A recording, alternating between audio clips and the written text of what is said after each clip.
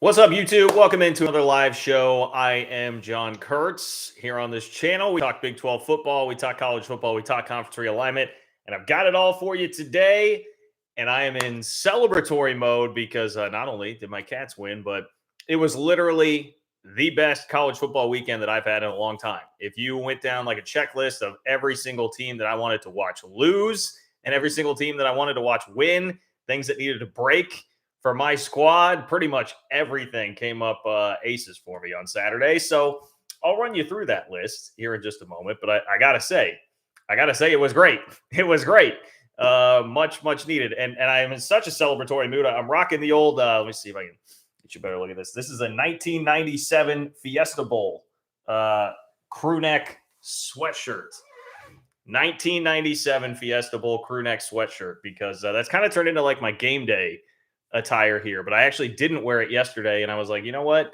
Didn't bust it out yesterday. Might as well bust it out today to support the squad a little bit. Okay, so I got New Year's Six dreams or New Year's Six dreaming over here. I guess that's really what I'm doing with the sweatshirt today. So, man, what an eventful weekend, huh? I mean, boy, Texas and Oklahoma, right? Man, major problems, major messes in both of those spots, and the pressures of this incoming SEC move certainly changed the dynamics of everything that's happening right there. I do want to discuss that today because, man, it was really fun watching the embers that were Oklahoma and Texas Twitter try to deal with the firestorm in the aftermath of losses to West Virginia and TCU. Also, K-State, as I mentioned, gets back into the driver's seat for Big 12 title spots in Arlington with a dominant 31-3 win over Baylor. K-State's got quarterback controversy, I suppose, on their hands, even though it really should not be one after what we saw on Saturday.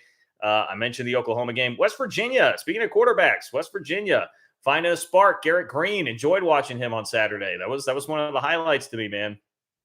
Loved what I saw from Garrett Green. Little spark plug for the Mountaineers. Texas Tech, nice win for Texas Tech. I thought Kansas for sure was going to go into that spot and win, but Tech behind Tyler Shuck and running the damn ball. Shout out to my guys, the Gambling Gauchos. They did plenty of that to dispatch of Kansas. Spencer Sanders came back from the dead somehow in the middle of the third quarter. Spencer Sanders is just out there winning the game for Oklahoma State against Iowa State. And I'm going to get to all the donations here. UCF with a monster win, by the way. UCF now is your favorite, according to most of the bowl projections right now, to take home the New Year's Six spot for the group of five. So that was a huge win on the road. And Snake, I see Snake said UCF did what K-State couldn't do. You are indeed correct. And that is beat Tulane. And they did it at Tulane nonetheless. A little bit of conference realignment for you today, and that is John Wilner talked about the Big 12 grant of rights. And we had a little bit about a potential alliance between the Pac-12 and the ACC. Still kicking that one around from John Canzano, but there's not a ton on that front. So I think today will be a little bit more football focused. All right, a little bit more football focused for you football junkies out there. Get ready for that here today. All right, so you guys control the show. You know this if you've been here before. People have already lined up with some donations that I will get to here in just a moment. But if you want to be a part of the chat tonight, get your question or comment on the chat. You click the $ below the chat box where it says say something. That is how you do so. It will pin it to the top of the chat for me, guarantees that I read it on the chat. And that is a way for you to control the content and support the channel, because I could not do it without the donations that you guys provide here. And it helps me give you Big 12 content on a week in, week out basis. So very, very much appreciate that, those of you who do. Also, if you want to contribute no money but still help out the channel, you can just click the like button. That's it. Just one simple click of the like button, and that helps me out as well. Helps out with the YouTube algorithm, drives those views up. All good things for us all the way around. Okay, so stage is set. That's what we got today. I am rearing to go. I am ready to go. McMuffin, I see you. I'm going to get to you in just a moment. Let me just recap everything that happened here to make this such a perfect college football Saturday for me. You know, sometimes you have a great one. Sometimes you have a bad one. You know, it's kind of a dud last week for me with K-State losing to Texas, falling out of the driver's seat in terms of the Big 12 championship game. This one got it back for me. Not only did K-State win, won big, no stress, didn't really have to stress at all throughout that game. I think the general conversation around K-State parts is that in a lot of ways, that was the best win of the Kleiman era. They have all these huge wins over Oklahoma. Yes, they did just have that dispatching of Oklahoma State 48-0. But considering what was on the line on the road against a great head coach, defending Big 12 champs, to win 31-3, I think it is arguably the best win of the Kleiman era. Then on top of that, Texas loses to TCU, which is what you needed to have happen to get K-State back into controlling its own Big 12 title game destiny. Plus, it was Texas losing. You got to love that no matter what. Kansas lost. Oklahoma lost in embarrassing fashion, and now all of a sudden is in complete turmoil. Oklahoma Twitter, just a joy, an absolute delight on Saturday. Iowa State lost.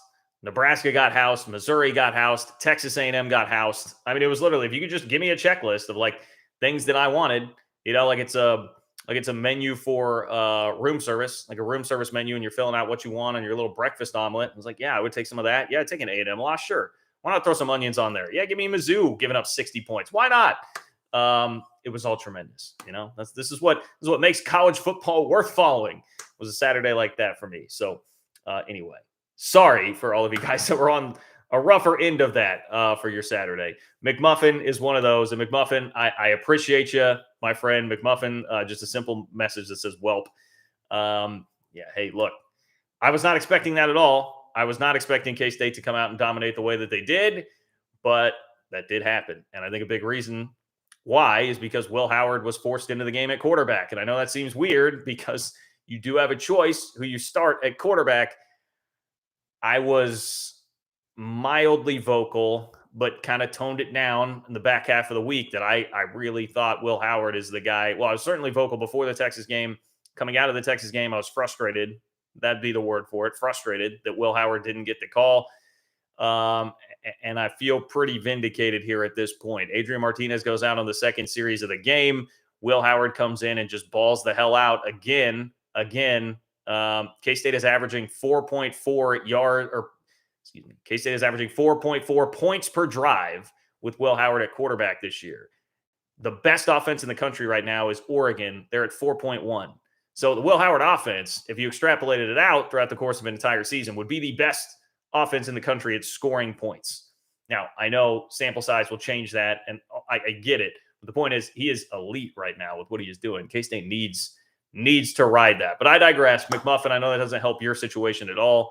I am sorry. Thank you for still being here and showing your support on the channel. Much appreciate that, my friend. There will be better days. And hey, all you got to do is go to YouTube. You can watch some highlights of the Big 12 championship game last year. You can watch highlights of the national championship a couple of years ago.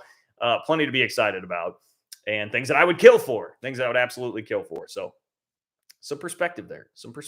Zach, what's up, Zach? Zach says, Cincy report. Your Bearcats barely held on to beat a scrappy ECU team. Our New Year's Six bowl dreams are still alive. Onward to Temple for hopefully an easy win. Zach, I caught a little bit of Cincinnati on Friday and enjoyed doing so. That is a scrappy ECU team. They've been much better this year and competitive with basically everybody. And I was looking at this. So I was looking at the AAC race as we're coming down to it, which is it's very, very interesting. By the way, here. So you have UCF gets the win at Tulane again. Now they're the popular pick to be the New Year's Six bowl participant from the group of five. They've got 2 games left against teams with a combined 4 wins. So I'm not really too worried about UCF taking care of business the last couple of weeks. And then you're talking about a rematch with either Cincy or Tulane in the AAC championship game. We'll see who wins that game coming up. But yeah, Zach, Bearcats still have a lot to play for. Certainly with that on the line, no doubt that they could compete, I think, with UCF in an AAC championship game. And just grinding their way to wins right now. I mean, that's really how it seemed to me from afar for Cincinnati throughout a lot of this season, just grinding out wins in the AAC. Took all those personnel losses from last year, grinding them out, and still sitting here heading into the last 2 weeks of the season with a chance to go to a New Year's Six bowl game. So nothing to be ashamed of at all, Zach, I think, with Cincy where they're at right now. Daniel, what's up, Daniel? Daniel says, all glory to the Hypno-Toad. Go Frogs. Yes. Let us all bow at the altar of the Hypno-Toad, winning again 17-10, this time in Austin as 7-point underdogs. The freaking respect for TCU, entering that game in the top 4 of the college football playoff rankings, and yet a 7-point underdog in Austin, and they squeezed the life out of the Longhorns throughout the entirety of that game. That was as impressive a defensive performance as I think I've seen this year. I mean, look, part of this, I guess, is I just watched Bijan Robinson's best career game in Manhattan the week before, but that's against. I mean, K-State. I just saw it today. If you're, I can't remember if it was points per drive I was looking at or what analytic it was, but K-State had the second best defense in the league, third best offense. That is the second best defense in the league, and Bijan Robinson just torched it, put up 160 and a half in the first half of last week's game against K-State, and he had 29 yards on 12 carries against TCU. Now, is there an element here of Sark not getting the ball to Bijan enough? Yes, absolutely. Of course there is. And that seems to be a common theme for Texas fans every single week, being frustrated about that. And that, fortunately for us, unfortunately for Texas fans, reared its ugly head once again. But still, to shut him down to just 29 yards on those 12 carries, it's a hell of an effort from the TCU defense. Unbelievably impressive. And I keep kind of waiting for it. And I guess at this point, I'm really not. But for a while there, I was waiting for the fall from grace for TCU, thinking like, man, they've been kind of skating by with these comebacks. I don't how long can they keep doing this? At this point, I think you just have to throw your hands up and say, like, man, these guys are legit. These guys are legit. They belong. And because as much as we make fun of Texas, you typically get the best out of Texas in that spot, right? Everybody's watching. College game day's there. They've got the big old ESPN crew, Fowler and Herb Street, everybody, the whole gang. And yet they just took it to him. They took it to him, withstood one of the dumbest plays I've ever seen, the Max Duggan fumble 6, but came back poised and got the win. I mean, I have a ton of thoughts on that game. Maybe I can dive into a little bit more and sprinkle them in as we go. But Texas is going to have some. I mean, I know they're asking the questions about Sark.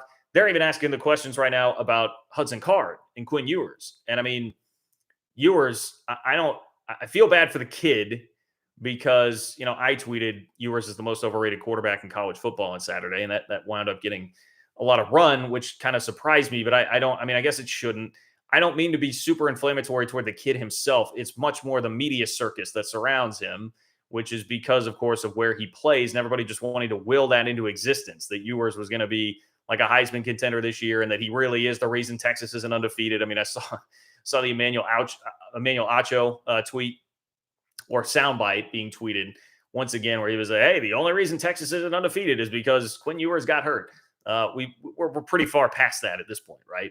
We're pretty far past that. And Ewers is just far, far, far too inconsistent on that front. So, I mean, look, Texas should be in pretty good hands between he and Arch Manning moving forward, but I don't know. Right now, they still have a world of problems. And does anybody think with games at Kansas and then at home against Baylor left this year, does anybody think Texas is winning out to finish 8-4? I mean, this definitely feels very 7-5-y once again for Texas, which is that's what kind of a program they've been over the last decade and almost a half at this point. And they're just headed right down that road once again, with the SEC approaching, the SEC lurking, which puts more pressure on Sark in this whole situation. And can you be patient? Do you really think this guy has it in him to be more than just a great offensive play caller and just a great first half offensive play caller? He just won a third straight game without an offensive touchdown in the second half. And look, if you're going to be that guy where you're much more based on like being the offensive guru, offensive play caller guy, as opposed to overall head coach, you can't be doing that. You can't be going 3 straight weeks without scoring an offensive touchdown in the second half. That's not how you get it done. So Oklahoma is going to be asking a lot of the same existential questions here too about their head coaching situation, which has plummeted much more so than Texas here this year. But I think because of those depths, even though it is the first year, I mean, Oklahoma has a lot of tough questions to be asking itself in the mirror. We'll see how the rest of the year finishes out. But thus, the title of the video here today, Texas and Oklahoma in some pretty big trouble right now, especially with the impending. They just have such an existential crisis going on with the move to the SEC that I think that ramps things up differently than it would right now if they were still just going to be sitting in the Big 12 as far as how you handle your head coaching situation. Ema Tom, what's up, Ema Tom? Sorry, jumped ahead on me here real quick. Yo, Ema Tom wants Big 12 tiers. All right, Big 12 tiers. Let me pull up the standings because I inevitably forget somebody anytime I try to do this without them. I mean, TCU is all alone in first for sure. I would go TCU 1. I would go K-State tier 2. And then after that, I think you've got a tier 3 of Oklahoma State, Baylor, and Texas. Boy, I'm doing this on the fly here. Oklahoma State and Baylor for sure are going to be in that next tier. I'm almost inclined. Kansas, I'm struggling with after the game against Tech. I would certainly have had Kansas in that next tier before then. Maybe now I'll drop them back. So maybe I go Oklahoma State, Baylor, and I'll squeeze Texas in still in tier 2. And then tier 3, give me Tech, Kansas. And then tier 4, Iowa State, West Virginia, Oklahoma, something like that. I mean, you could probably quibble with me on how I handled the bottom there, but I guess I got to the end and it's like, well, I mean, West Virginia just beat Oklahoma. Oklahoma's 5-5, still not bowl eligible. Iowa State loses every single game because their receivers are dropping what would be a wide open touchdown or game clinching play in the final seconds, and they lose a heartbreaker, which happened again. Iowa State, man, God, that defense deserves so much better, and I just can't imagine how frustrating it is, not just to be that close in every single game, but to be that close and having it be like Xavier Hutchinson dropping 2 of the 3 passes I'm alluding to, and then Jalen Noel.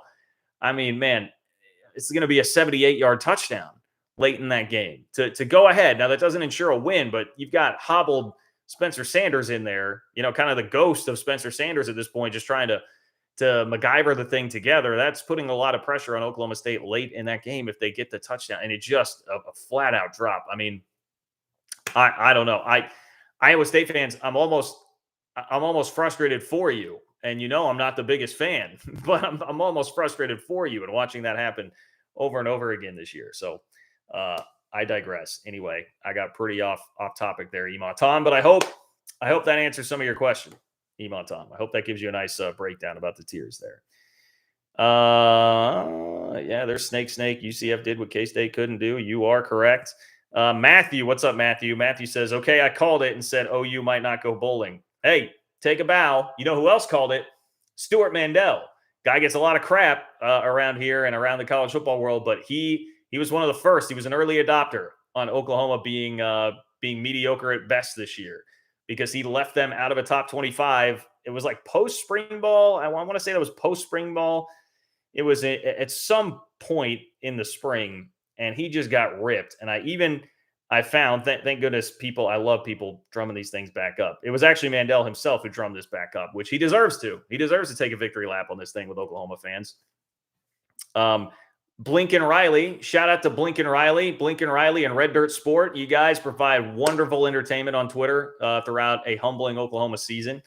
So I really appreciate that. But it was Stuart Mandel who reminded everybody that Blinken Riley, back when the top 25 from Stuart Mandel did not include Oklahoma, tweeted, Oklahoma finished the season ranked number 10 with 11 wins, hired the best defensive coordinator in college football to be head coach, hired one of the best offensive coordinators, signed the best recruiting class in 3 years, was 4th in the transfer rankings, replaced the quarterback we lost with a top 5 transfer, but apparently Oklahoma is not a top 25 team.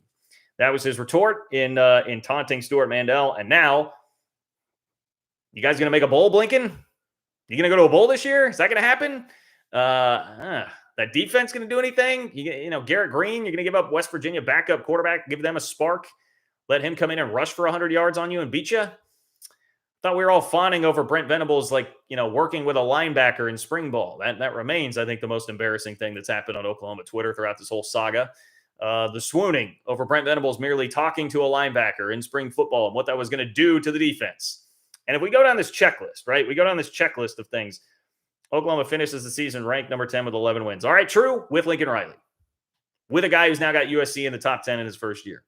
Hired the best defensive coordinator in football to be a head coach. Maybe so. Maybe that was true, that he was the best defensive coordinator in college football, but certainly looks like he's got a ways to go as far as a head coach, huh? And that defense isn't even good at all. Hired one of the best offensive coordinators. I thought that was overrated at the time. How are we feeling about the offense now?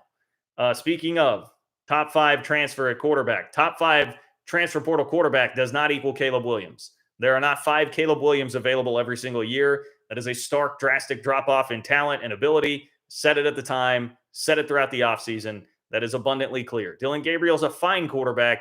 He's no Caleb Williams. And that is the harsh reality for Oklahoma fans right now.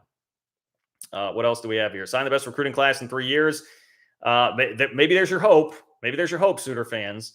That's still going to be around. Finished 4th in the transfer rankings. Apparently that wasn't high enough because there are not enough instant impact guys. I mean, I watch Oklahoma, and with a 10,000 foot view, whatever, 40,000 foot view, like just not being in depth on what's happening with Oklahoma's roster on a week in, week out basis. You just throw them on the TV. They don't have dudes. I mean, typically you throw Oklahoma out there and you see like, man, there are some studs. There are some dudes making plays out there. They do not seem to have that right now. And that is abundantly clear and very obvious. I think when you watch them play, they don't have nearly as much of that as they typically would. So it's just been, I mean, I got to be honest, it has been incredible watching the humbling of Oklahoma fans throughout this whole thing, thinking that their program was untouchable. Nobody could ever do such a thing as to leave for another college job. Lincoln does that. To watch the obsession over Tebow. The highlights for Oklahoma's season seem to be making fun of Lincoln Riley for not showing enough deference to Travis Dye getting hurt the other night. Or Caleb Williams and Lincoln Riley being super upset as they walked off the field after losing at Utah. I guess that's been about it for OU Twitter this year. So congratulations on that. But man, I mean, if I'm looking at this as an Oklahoma fan now, the existential part of this is like, how much of a leash does Venables get here? What's the season going to finish up at? I guess we should take a look at that. I mean, I know obviously they have Bedlam coming up this week. Apologies, I can't remember who they have the last week of the season. At Tech. Not going to be easy. Probably an underdog in that game. I guess it depends on what happens against Oklahoma State. Not going to be easy. Probably going to have to fight and scrap your way to a bowl here at the end of the year for Oklahoma. If this winds up as a 6-6 season, how are Oklahoma fans feeling about that? How much patience is there when the defense isn't even there to be like the rock that you lean on here? And clearly there are offensive questions as well, and that's not Venables' forte. How much patience will there be with the SEC coming right around the corner? Because I think you'd be much more inclined to be patient if there wasn't that big behemoth move coming up that not only is going to place you in a league that, much as I love the Big 12, yes, is going to be more of a gauntlet. It's such a big change that you don't, and there's so much hype around it and has been. And by the time that you go there, it will have been like 4 years since the whole thing started. And you don't want to just flop on your way out of the chute there. That is not what you need to be doing right now, especially as crazy competitive as the SEC is. You can fall behind pretty quick. So you got to make some real decisions here. Like how legitimately convinced are you that Brent Venables is the guy? And I understand. I remember sharing this a couple weeks ago and saying this was bad news for Oklahoma. That fully guaranteed contract for Venables. He got what a lot of coaches now that have been working with Jimmy Sexton, that super agent, he got the fully guaranteed contract. It'll cost you a pretty penny. Cost you a real pretty penny to get rid of him. But if that's what you think you need to do, you're going to have to act pretty quickly. Now, I don't think anything would happen after this first year. But maybe the seat gets pretty hot in year 2, because at least then you still have a 1-year run up for a new guy if you got rid of Venables before the SEC comes calling. I don't know the total temperature of the room right now in Norman, Oklahoma, as far as that goes. But other than just meltdown. But if you can't hack it right now in the Big 12, get ready. I mean, if it's going to be the SEC West, have fun with that. Have fun with that, Oklahoma. Yeah, hell, I mean, even the East at this point, obviously the East looking potentially a little bit stronger there, at least with Georgia. But Georgia, Tennessee, either way, not going to be a whole lot of fun. Speaking of Tennessee, by the way, that's Josh Heupel. That's an Oklahoma national champion quarterback who's doing that in the SEC East right now, while you're floundering around at 5-5 in the Big 12 with Brent Venables. In that poverty league, that poverty league you Sooners play in, boy, that poverty league sure seems to be taking it to you. I mean, I don't know what's happening there. I thought you guys were much above that. But slumming around at 5-5 in a poverty league, not a great look to your brethren that you so very much think you belong on the same playing field as in the SEC, gentlemen. Sorry about that. Noel. It was Noel. I think we established last time it was Noel, right? Noel, thank you for the support, my friend. Much appreciated. Says congrats on the win. We got outplayed and outcoached. Baylor fan checking in there. And yeah, I mean, I think that much is pretty obvious. Typically when you lose 31-3, that's going to be the case. Which really, I mean, I tell you all the time, like I have so much respect for Aranda. Love the guy. And was pretty stunned that that's the way it all went down, because I generally regard him as one of the absolute best coaches in the Big 12, and still do, by the way. I mean, one game is not going to sway me off of that, but just seemed a bit shell-shocked. I mean, Baylor just never had any kind of counter once K-State really jumped jumped in front and gained control. And then a part of the issue here, Noel, that Baylor runs into is once you fall behind 17-3, Baylor's not really built to come back, particularly when it gets to 24-3. That is not a team that's built to come back from multiple scores, want to running the ball 66% of the time going into that game.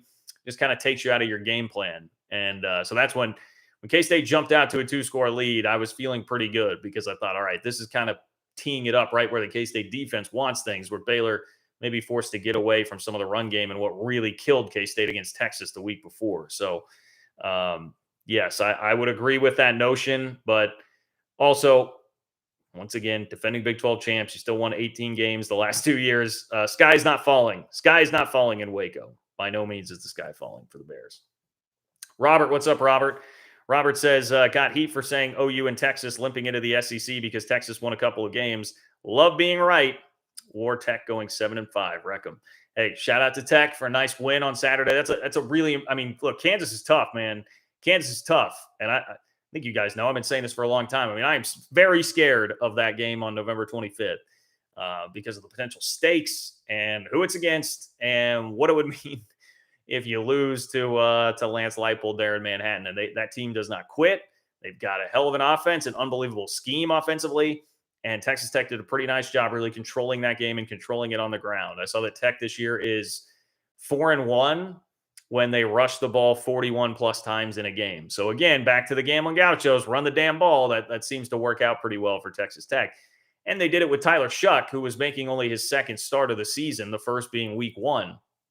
So who knows? Maybe Tech is a game or two better if Shuck stays healthy throughout the season, which unfortunately has just not been a reality throughout his entire career. But Robert, if you were staunchly on the Oklahoma and Texas are still in major trouble train once the Texas hype kicked back in after a couple wins, kudos to you, because it's hard not to get drawn in by that, as we see it year in, year out by the entire landscape of the college football world. Everybody gets suckered into it every single year with Texas, and it happens again even within the course of a season. We can twist and turn different knobs and narratives and whatever it is that we need to do to get Texas in position to be a college football playoff team or be a favorite to win the Big 12. We do it every single year. And this year, much of it's centered around Quinn Ewers. I have never seen a college football player make more hay, create more hype off of 2 bleeping drives than Quinn Ewers against Alabama. Look at Alabama's defense this year. It is not a quintessential Alabama defense. We have learned that. And Quinn Ewers has had moments where he puts together nice drive, beautiful throw here, beautiful throw there, but consistency is never the thing. So we know now, assuming that a couple of drives against Alabama would have equated to this miraculous, wonderful dream season for Texas with Ewers. No, obviously that is not correct. Even in Manhattan, Quinn Ewers, he had some unbelievable throws, but again, very inconsistent. He was 19 of 49 against Oklahoma State. Forgetting what the stat line was. I have it jotted down here. He was 17 of 39 on Saturday against TCU. The guy's got major issues. Still has the talent, certainly, to pull it all together. But again, you're going to get pounded and graded on a tougher scale when you get the hype that you do by being the quarterback for Texas and everybody just wanting to will a 10 or 11 win Texas team, a college football playoff Texas team, into existence. But instead, we're sitting here with a 4-loss Texas team once again. So I don't know. If you're asking me, who's in better position right now going to the SEC, it's a tough one. I think at this moment, I'm almost still leaning slight Texas, just because I think that there's an overwhelming amount of talent there, and Arch Manning coming in, and you'd think at some point they can't screw up the quarterback thing that much if they've got the guy who was more hyped than anybody since Vince Young coming out of high school and Quinn Ewers, and then a Manning. But I don't know. Leave it to Texas to do it, because they're doing it right now, squandering a boatload of talent. With a 4-loss season to this point. So touche, Robert. Touche for keeping the faith there on Texas futility. You deserve your shout out. Daniel, what's up, Daniel? Daniel says, awesome. And thank you, Daniel. Very generous donation, my friend. Thank you for the support. Thank you. I truly, truly do appreciate it. Daniel says, awesome weekend for K-State basketball, men's and women's, and football. Also, how about them Chiefs? Right now, everything looks pretty good for KSU and the Chiefs. Yeah, that's another part too. And I I was out running around doing some things this afternoon. Not used to look. I'm not used to these peasant noon NFL games. Okay, I'm a Chiefs fan. Just kidding, but kind of true. I'm not used to the noon games. I haven't had a chance to watch it yet, so that's what I'm going to do as soon as I get done here. Is go watch the Chiefs game. But yeah, pretty good around these parts right now. K-State basketball. And some sweet highlights, man. Watch out for Naquan Tomlin. That's a name I'll float out there. 6'10" dude that can move, can handle the ball, can shoot it a little bit. And he has been dunking off some sick passes from Marquise Noel. So, hey, K-State won at Cal. 9-point road win at a Power 5 team. I don't care if they're not any good. I'll take that for game 2 of the Jerome Tang era. So feeling good all the way around. No doubt, Daniel. No doubt. Good times. And, hey, K-State women won against Wisconsin where they played at the Milwaukee Brewers Stadium. What do they call that now these days? Is it Miller Park still? I don't even know. But K-State women won there, playing a basketball game there. So shout out to them. It was really a perfect weekend if you're a K-State fan, especially a K-State Chiefs combo fan like Daniel and I. So life is good. Life is good. Thank you, sir. Joe, thank you for the donation, my friend. Thank you for being here. Thank you for supporting the channel as always. Joe says, "Wow, TCU. Texas and Oklahoma probably have a hard time the next 2 years." Yeah, my favorite thing, the best tweet of the weekend, Moach Chef's Kiss. It is Red Dirt Sport, one of the biggest Big 12 haters out there who just made me so damn angry after July 2021, right? I saw that he tweeted. Now I saw this from someone else because he's a little sensitive. He's blocked me. But I did see somebody sent me a tweet of his that said, bleep this league, man. Well, the league seems to be bleeping you, my friend. And that's the issue here. Oklahoma needs to solve this league again before they can move on to the SEC. And that's the problem that they're in right now. It really does, I would say, gets a little bit trickier the next 2 years because whatever games you play, particularly on the road, you're probably going to get one game each of the next 2 years if you're Oklahoma or Texas that is going into a hornet's nest. You're going to get one of the road games against the new teams, which will be, I think, just automatically one of the tougher games you play because it will be a raucous environment, crazy environment, and obviously bringing in some pretty salty programs as well. I think it does get a little bit tougher over the next 2 years. And I don't know I think it's kind of two situations here. I don't know what the solutions are for either one of those teams to get back to like where they would really truly want to be. For Oklahoma, that's obviously much closer in the rearview mirror, but I feel like they're more devoid of talent at this point. Understanding they did have a good recruiting class this past year. So I guess I could be wrong on that. And maybe it truly is just, hey, Oklahoma, the program was gutted enough that it's just going to take 2 or 3 years to get it running back up to where it was at before. Maybe that is the case, but I don't see like the obvious signs of like overwhelming amounts of talent just waiting there in the program to get back to being the team that just runs the league, no questions asked, especially when I don't know about the head coach and his actual coaching chops there. Lincoln Riley, he had proven that he had some legit coaching chops and is at that elite level and was going to be able to get you there. So I don't have the same amount of faith in Brent Venables right now. Texas, the problem is kind of the opposite. Like I see all sorts of dudes there. I don't worry about the talent being a problem at Texas, as is pretty much always the case, but I worry about the coaching. I mean, I just have the same issue and concerns with Sark that I did from the start for Texas fans that seem to be pretty obvious now for a guy who, by the way, is 11-11. He is now a 500 coach at Texas, 11-11. So Texas, it's like a bigger question in a way at Texas. There's much more to work with, but the bigger question is there's always been a ton to work with, and you've never been able to get the puppet master right on that whole thing. You've never been able to get the guy who can actually mold it into what you want it to be. So, I would expect. I don't expect Texas or Oklahoma to come back and snap their fingers and win the league next year. That may be the better question. Like, do Texas? I should ask that as a poll question. I might do that on Twitter once I get off here. Will Texas or Oklahoma win the Big 12 before they leave for the SEC? Will one of those two schools win the Big 12 before they leave for the SEC? It is still technically possible for Texas, mathematically possible for Texas to do it this year. Oklahoma is eliminated from that. I'm just going to throw that poll up right now. Will Texas or Oklahoma win the Big 12 again before they leave for the SEC? Now, we're going to be getting some biased results here from my followers, I'm sure, but I am curious to see what the percentage will be on that one. Okay.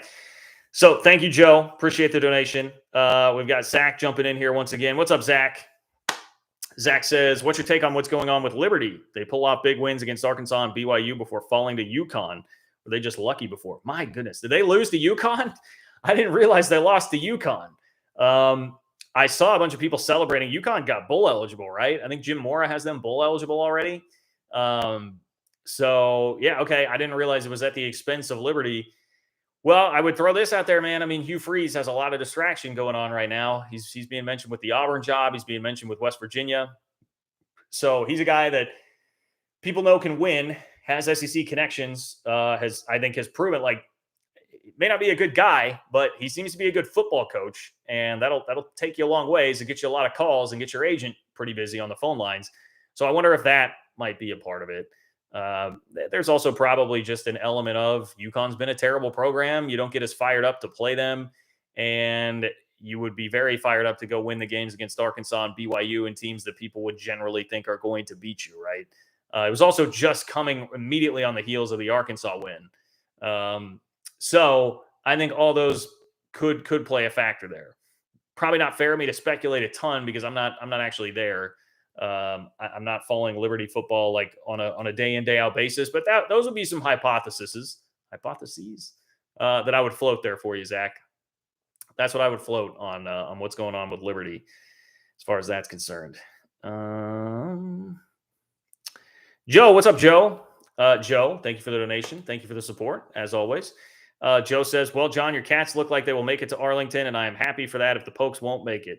If the Pokes win this week, that will be 2 in a row. Hey, Oklahoma State is still technically alive. I think it would take K-State losing both of the last 2 games here against West Virginia and Kansas, I think. But Oklahoma State is still alive. Texas is still alive. But K-State, yes, is back into pole position for that number 2 spot. TCU has clinched their spot. They have punched their ticket. They'll be there. And as a K-State fan, I mean, I'm not going to lie. I really, really do want another shot at TCU where hopefully Will Howard could be healthy for an entire game, because I think one of the biggest things that threw that game off, the Daniel Green injury, which I talked a lot about at the time, who was back and flying around and looked freaking awesome on Saturday against Baylor. But also Will Howard going out for a couple series that turned into turnover on downs and an interception with the third string quarterback in the game. So would love a different shot there, but TCU also is a different team. In fairness, TCU's kind of a different team too now. They've built up more in their tool belt by this point in time to get there, I would say. More on that in just a moment, because I think the way that TCU won on Saturday was what was so, I guess I was about to say inspiring. I think if you're a TCU fan, inspiring, something that resonates with people who had some doubts about them being a college football playoff team. I think how they won goes a long way there. I would also just say that, Joe, I respect so much Spencer Sanders and Oklahoma State for grinding out that win. I listened to Gundy, a part of his press conference earlier, I think it was this past week, where he was kind of like, look, we win a lot of games around here, so everybody thinks the sky is falling as soon as we lose 3 games, and it's really not. And he was right. It's really not. They've got enough of a program there to just tough out a win like that against Iowa State. And I know this is not the best team Matt Campbell has had. I know that this is not a great Iowa State team, but it's certainly a capable Iowa State team and one with the best defense of the conference. And I feel very, very confident in saying that. And Spencer Sanders somehow, some way got it done, gutted it out to get out there in the third quarter and play after they bought some time, or I guess, they didn't have to play him for a full game, bought some time with Gunnar Gundy, stayed within striking distance, and then they let Spencer Sanders push him over the top for the win. So just a lot of respect for Oklahoma State's program and where they're at in a year where a ton has gone wrong injury-wise. They've had a lot of issues there, but yet they're still here, technically alive for the Big 12 championship game, and probably headed for like an 8-4 season. I mean, if that's the down year where you have a bunch of tough injury luck, that ain't bad living. That ain't bad living, my friend. Here's what I'll say about TCU. As I continue to work my way through the donations, by the way. And if you want to hop in on this, the way to get in on the chat, click the $ below the chat box where it says say something. That's how you donate. It will pin the chat up at the top for me and ensures that I get to it here on the chat. That's your way to weigh in, control the content, and support what I'm doing and bringing you Big 12 content on a week in, week out basis here on the channel. Also, if you could like the video, I would appreciate that. Totally free. Helps you with the YouTube algorithm, helps get those views up, and that is another way to support the channel as well. If you're watching this after the fact, not catching it live, you can also support the channel on Venmo. It's John-Kurtz-4 on Venmo if you'd like to support that way.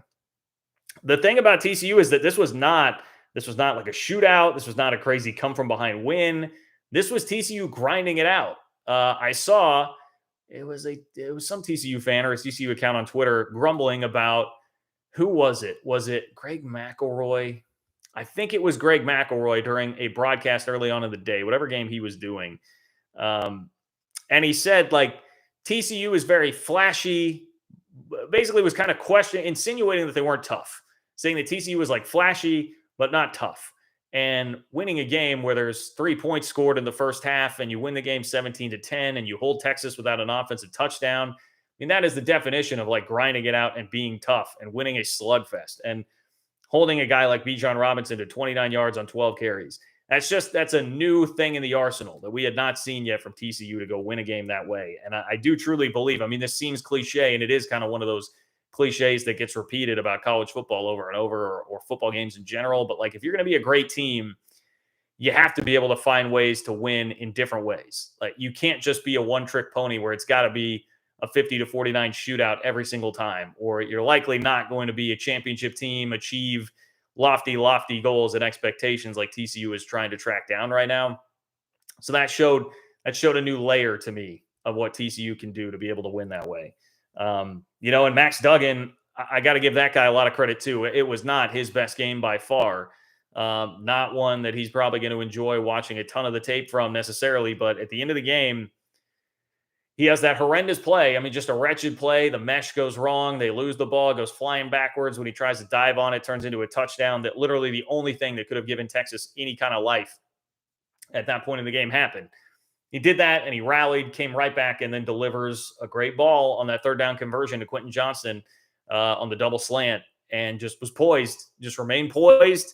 That's what you get with Duggan right now at this point in his career. He's obviously making a ton of plays this year, but he also is just experienced vet who settled himself down and made the play after what could have been just a disastrous situation for you mentally. Very easily could have turned into just another 3 and out, and then you get the ball back, and Texas has all the momentum. They've got the ball.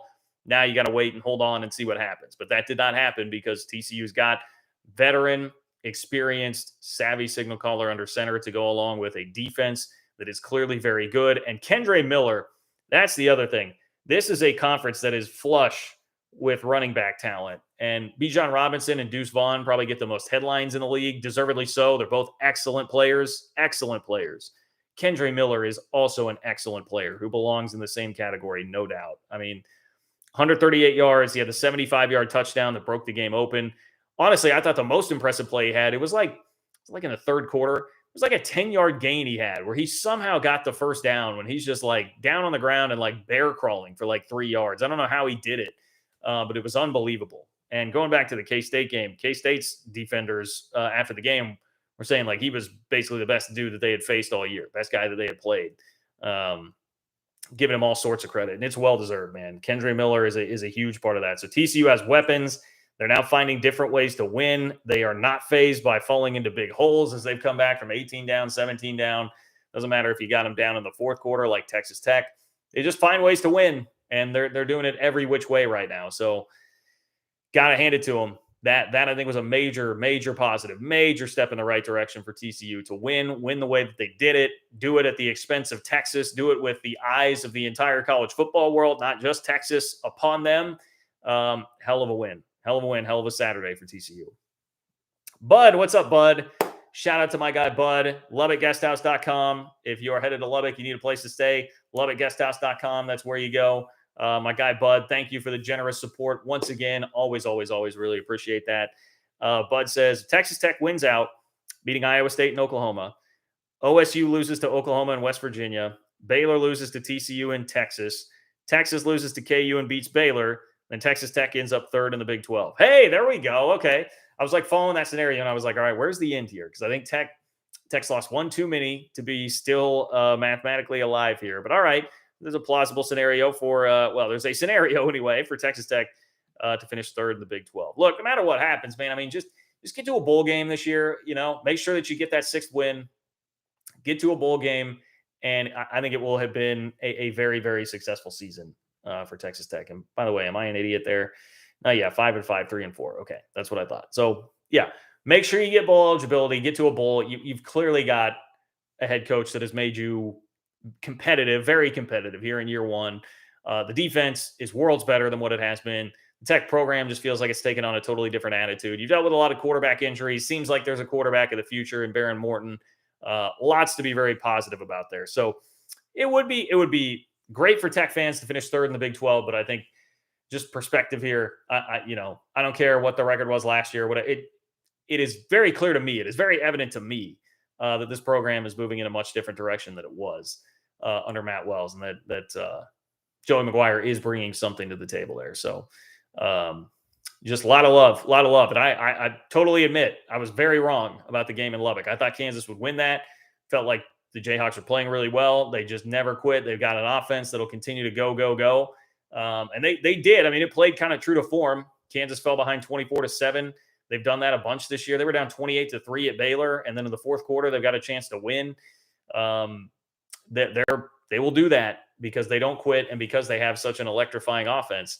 They'll just keep coming at you, and Tech was able to hold them off. Sure enough, Kansas, after being down 24-7, they've got the ball down by 5 in the fourth quarter, but then Tech gets a strip sack, and that was really the key play that kind of flipped it over. They get a field goal, and then they score the backbreaker with SaRodorick Thompson late. So, yeah, shout out to Tech for that, man. That was a good win. Good win. It's going to jump ahead on me here. Julius, I believe that's who's next up. Yeah. Julius, thank you for being here. Thank you for the support, my friend. Always appreciate that. Extremely generous of you as well. Julius says, howdy, John. Just wanted to support the work you do. Well, thank you. Really appreciate that. Truly do. Says BYU had a bye this week, and it was awesome just checking in on the Big 12 games. I was pulling for your Cats and the Horned Frogs. Well, thank you, Julius. It worked out well. Cats and the Frogs won, which was the best case scenario by far for K-State to get back in the driver's seat for the Big 12 championship game in Arlington. That could be pretty fun. I mean, I can tell you, like, by hook or by crook, I'm going to be there. If K-State goes to Arlington, I'll be there. So, maybe we can meet some of you guys down there. But yes, thank you for watching that. Honestly, Julius, those are like the best Saturdays. Now, probably not better than the Saturday that I just had. But a couple of weeks ago when K-State was off, that was a really fun Saturday because, going in, there's no stress. You don't have to stress about your team winning or losing. None of that. You just get to kick back and watch games. And then, if you're someone that's going to the games, like if it's a home game, I'm typically going to the game. You don't have to worry about traveling or eating up a lot of your day where you're not by a TV to watch games. And I don't know. I mean, to me, it's just like those Saturday from 11 to 11, just precious real estate where there are games on all day, and I want to do nothing but just watch the games. So those can be the best moments as a fan to just kick your feet up and watch the games without having to stress about what it is that your team is doing. And I have come to find out that since I left this world of working professionally full time in this arena, and now I am basically just more of a fan, like more and more of that is coming back, where like when you're working it every week, you do find a way to turn that off. And that spigot has kind of come loose once again on me. So the nervousness, the nerves, that's a big part of it there that come back out to me that I notice now that didn't happen quite as much before that. Doug, what's up, Doug? Doug says, happy for Kansas. Who's ready for Lance to move on? Well, I would. Am I happy for Kansas? No, I'm not exactly happy for Kansas, but they do deserve plenty of credit for what they have done. And am I ready for Lance to move on? That would be great because I think he is a stud. I certainly don't want to deal with him in the Big 12, but I think that's probably going to be the reality for everybody in the league, because I would guess that Wisconsin is going to hire Jim Leonhard. I would guess, maybe not. I don't know. They lost to Iowa, didn't they? But I don't know. It seems like most people believe that Jim Leonhard is probably going to be the guy at Wisconsin. And then Nebraska, I just continue to think Nebraska will have too grand of an ego to hire Lance Leipold at Kansas, to take the Kansas coach who is probably going to be like, I've been saying 7-5 for a long time for Kansas. I think there is a decent chance they get one of these last two where they have Texas at home and then they're in Manhattan. And man, I think you guys can probably guess which one I would think is more likely, but maybe not. I am very scared of the game against them.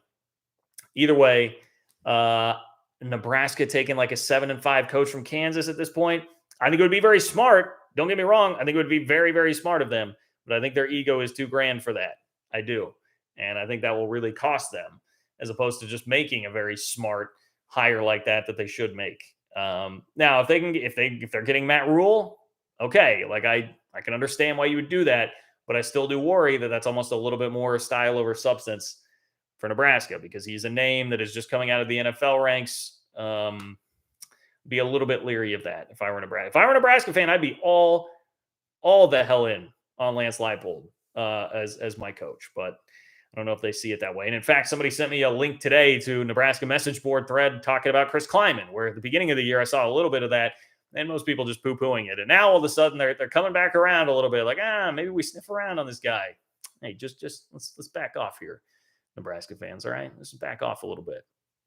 Robert, what's up, Robert? Robert says, looking forward to all the Pac-12 apologists spin on Oregon and UCLA's losses to double-digit dogs and likelihood of missing the college football playoff again. Go Fighting Your Marks.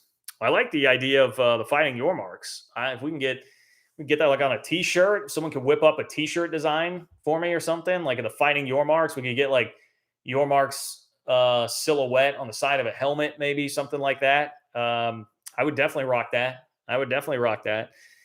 Yeah, here's the spin. I can already tell you because I saw some of this. Now, this was before UCLA lost. And I caught that right before I went to bed at like 1 a.m. last night. Before UCLA lost, when it was just Oregon losing, I saw the John Wilner tweet about it was, these things can both be true. Oregon losing is bad for the Pac-12, and Washington being back is good for the Pac-12. So that's the spin, basically, is like, hey, we're going to need Washington and Oregon to both be good long-term. If Washington is at the point now where they can go beat Oregon like that and their program is making a resurgence, ultimately still kind of net positive-ish for the Pac-12. Now, that is definitely some spin. I also think there is some definite truth to that, but you would prefer to have had Oregon, all things considered, still in the college football playoff hunt. I mean, USC is still the hope, and USC has a lot of that Texas thing going on where they're going to get the benefit of the doubt and get the brand elevated, even if the substance of their schedule and what they've accomplished to this point really doesn't match up with where they should be. I think that is true with USC, much as I do really like Lincoln and love watching Caleb Williams play. I wouldn't trust SC to get through unscathed. I saw John Wilner also tweet that the Pac-12's college football playoff hopes hinge on USC's defense holding up here. And I have my doubts. That we're going to see that happen in year one for Lincoln Riley with where they're at right now. I would have trusted Oregon much more. Also a first-year head coach, and also Bo Nix at quarterback, but Bo Nix has been really good this year. I think the Pac-12 would have much rather had that happen. But I don't know. I did not feel great going into the week that the Pac-12 was going to get, whether it was Oregon or whoever, somebody into the playoff anyway. So, and another thing, look, I'm going to try to always be fair here. If I'm being fair, Pac-12 does have 6 teams, I think it is, in the top 25 right now. They have more than anybody else. I don't think any other conference has more than 4 teams. So the Pac-12 has some depth this year. They do. I mean, even like Oregon State and Washington State are pretty salty this year. Utah, obviously, very good. Oregon, UCLA, USC, just mentioned that there. Like the Pac-12 has some more depth to it this year. They really do. I will give them that. Now, as far as like what's going on in Pac-12 country, I mentioned that there was a little bit of realignment news or realignment talk from Pac-12 country. I mean, Jason Scheer, who runs the Arizona Rival site, tweeted over the weekend. He said, heard from a few people in the last 48 hours that George Kliavkov will present an initial deal to Pac-12 presidents in the next week or so. Streaming will be a major part of it, and length is major discussion. So, yeah, I get, depending on how much stock you put into that, sounds like things could be moving toward the Pac-12 presenting a TV deal or us finding out about said TV deal sometime fairly soon. We'll see. We'll see how that actually plays out. I haven't seen really Wilner or Canzano or anybody latch on to like, hey, this is going to be an imminent thing that we find out about soon. But Jason Scheer has been a fun and entertaining follow for me throughout this whole realignment process since USC and UCLA bailed. So just throwing it out there. Another thing that was talked about that I mentioned was the alliance kind of thing with the ACC. John Canzano wrote about that again. He's been sprinkling this in throughout, but busted it back out again. He said a few months ago, I reported that the Pac-12 and the ACC were exploring a loose partnership. I believe that's still very much on the horizon. I also expect the Pac-12 will announce plans to drop from 9 conference football games to 8, perhaps in time for the 2024 season. Merton Hanks, the Pac-12 supervisor of football, told me early this season that there's support for that scheduling move. That's an interesting one. I don't know. Like, it just becomes tough to schedule, and that's where he goes into this. Not everyone is in favor of it, though. It's tricky enough to find 3 non-conference opponents. Now you'd be asking the Pac-12 members to find a 4th game. Also, the cost of booking non-conference guarantee games is growing prohibitive. Points out that Oregon paid BYU $1.1 million. Florida State paid Louisiana Lafayette $1.4 million. Auburn paid $1.9 million to Western Kentucky. So it's not cheap to do that. And this is great. It's at a 4th Pac-12 source. There is no way some of the Pac-12 schools could afford a 4th guarantee game. And this, of course, is the jumping off point for like, all right, here's why the ACC thing would make sense. It's why crossover games against ACC opponents make sense. Some of them might even become lucrative revenue generating events. Think about matchups such as Miami, Oregon, Clemson, Utah, Washington, Florida State. Some of the high profile games can be played at neutral sites. Okay, I get it. And also, he says it solves a problem for ESPN, the ACC's media partner, too. The network could use the crossover games to sprinkle new revenue over the restless ACC members. It's a win-win. Okay, we'll see. He said it wouldn't come until after a new TV deal and after expansion. That just doesn't seem like a needle mover one way or the other for anybody really there. I can see how it helps the Pac-12 out a little bit, especially if they're going to 8 conference games. I can see how it helps the ACC out a little bit, if you're going to throw in a quality non-conference opponent with that. But I don't think you're generating enough money to make any sort of substantial difference. The ACC's locked into that bad TV contract for a long time, till the mid-2030s. I don't see any way that that's going to make enough difference to really make anyone that happy. So maybe it happens. That seems kind of like a big old nothing burger. Kind of like a big old nothing burger to me. Like, have fun, knock yourself out if you want to do it, but I'm not going to care. I do not care if you do that. So anyway, thank you, Robert, for giving me a little launching pad there for the Pac-12 update. Get to a couple more donations here. This is like your 5-minute warning. Got about 5 more minutes left here on the stream. If you have something that you want to get in, click the $ below the chat box where it says say something. That is how you do that before I get on out of here. Also, if you could like the video, I would appreciate that. Totally free. And it is a way that you can help support the channel as well. Dean says, who do you think makes the college football playoff? If LSU wins the SEC championship, do they jump TCU in a 1-loss Pac-12 champion? Boy, that's an interesting scenario. I don't love talking a ton of college football playoff stuff because it's not, to me, the way to really truly enjoy the sport. I think Georgia's going to be good. I think Ohio State. If you want somebody that I think is a bit overrated at this point, it's Michigan. I'm still not totally crazy about that. I think Ohio State will win that game fairly easily. So you'd have Georgia, Ohio State. TCU. Look, they continue to earn my respect, and I really probably should not doubt them, but it is a lot to ask to get through 13-0, especially if they're going to have to see K-State or Texas again in the Big 12 championship games. They've got at Baylor and then Iowa State. It is manageable-ish. At Baylor won't be easy, but it's manageable-ish for TCU here. Watch out for Tennessee. Like, Tennessee's the other one that I would say you got to be careful with because they're not going to have to play that SEC championship game and potentially take a loss there. Then they just went out. They're sitting there at 11-1, just waiting in the wings for enough people to lose and screw up. So I don't know. I don't really have a great answer for you there, but do I think 2-loss LSU would jump TCU? I don't think 2-loss LSU would jump TCU if TCU is unbeaten. I do think they would jump a 1-loss Pac-12 champion. Yes, I think that could happen. I think now if it's LSU and USC, now that becomes very interesting because you're talking about 2 big brands there. No one's really going to have a massive brand advantage. LSU maybe a little bit, but I think that would be a pretty interesting scenario to play out. So I hope that gives you at least like a decent enough answer to your question.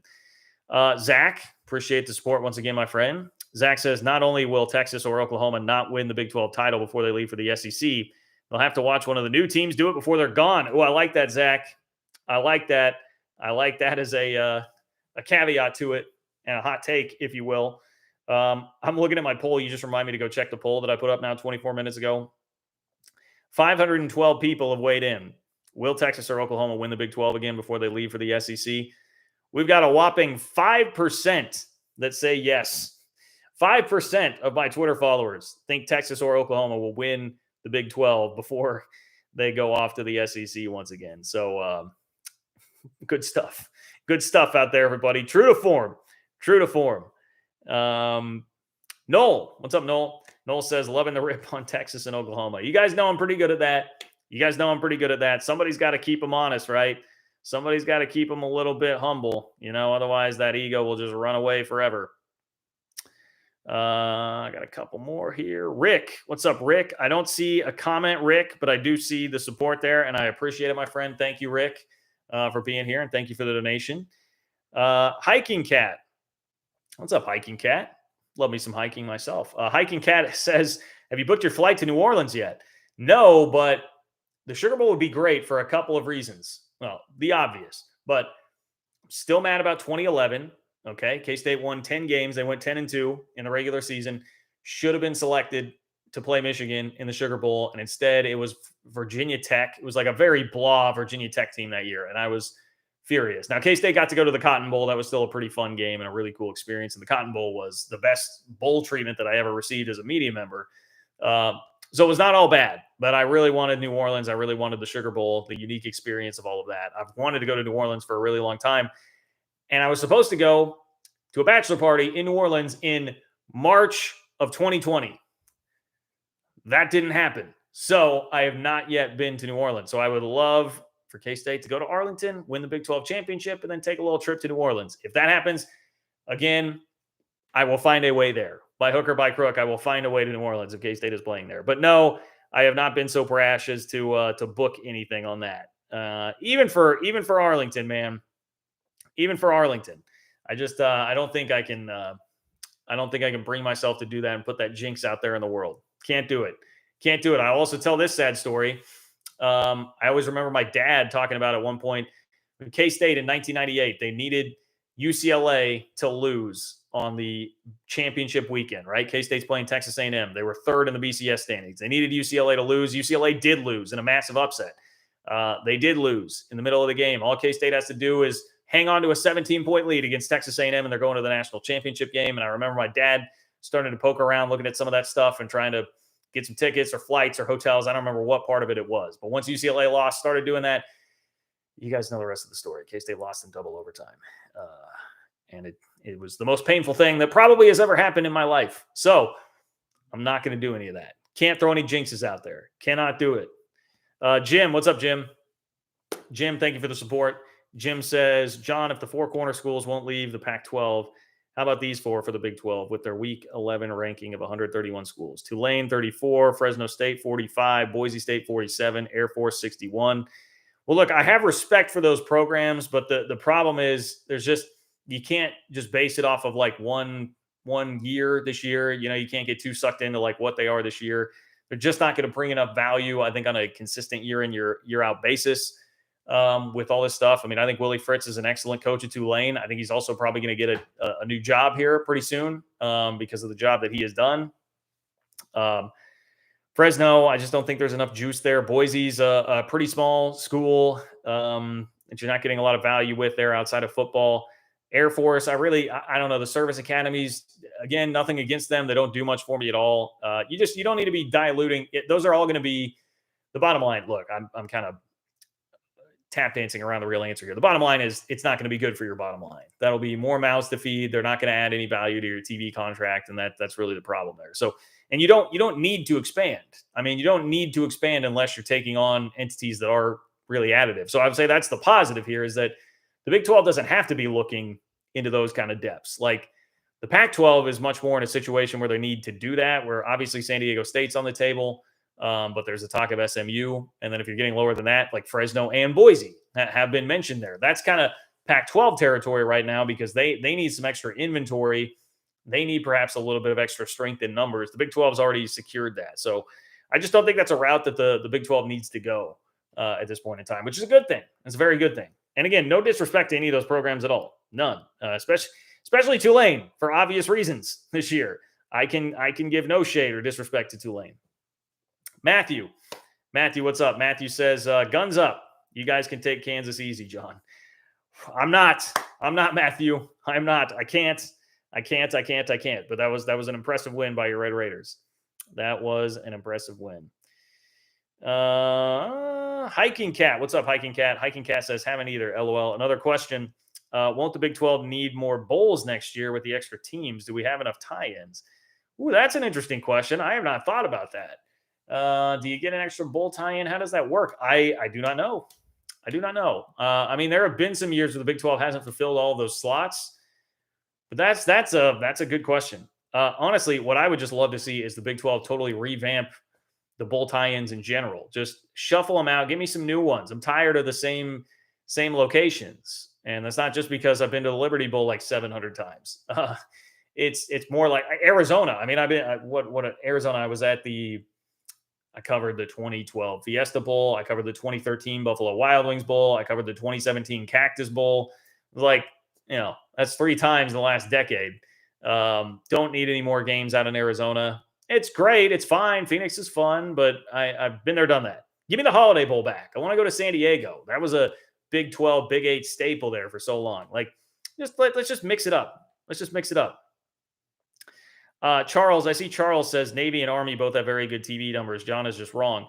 Well, I mean, because of the Armed Forces Network and that stuff, yes, they do probably have a little more juice there. But Charles, I would just ask you, in an era where everybody is scraping together every penny that they can and trying to do whatever that they can to get money on these TV contracts, why is it that they are just not seriously mentioned with any league? That'd be my question. If they really are bringing enough juice with the numbers that they have TV-wise to add money to your TV contract, why is nobody – I mean, it's not even that nobody's lining up to get them. Why is the Pac-12, who's desperately trying to get a number higher than the Big 12, why would they not be in the business of adding them now? I mean, no disrespect to them. I'm sure a lot of people watch them because you're creating more of a national audience, obviously, with the nature of the beast there. It's not doing enough to move the needle. It's just not. And that's a harsh reality, I think, of the situation. So I really wasn't even trying to say anything about the TV numbers necessarily, but they're not adding TV dollars to your contract. That's not a thing that's happening, or else we would be hearing about it, or in all these realignment moves, like there would be more talk about it. So anyway, I think I'm about all talked out. I'm sorry. By the way, I apologize, Hiking Cat, that I don't have a better answer for you there on the bowl tie-ins. Best I can give you is my evergreen take that I just want the Big 12 to swap out the bowl tie-ins, but I digress. And speaking of the service academies, the last bowl game I covered was the 2019 Liberty Bowl where K-State lost to Navy. So again, I can't really talk. They got K-State. And that was Chinese water torture kind of came to watch. Anyway, all right. That's it, guys. Thank you for being here.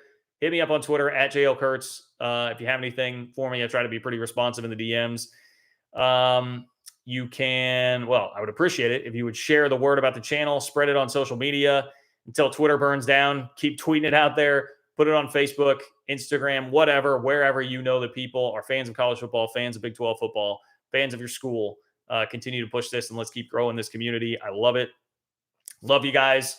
Genuinely appreciate all the support that you give me week in and week out. You can support the channel on Venmo. It's John-Kurtz-4 if you'd like to do that as well.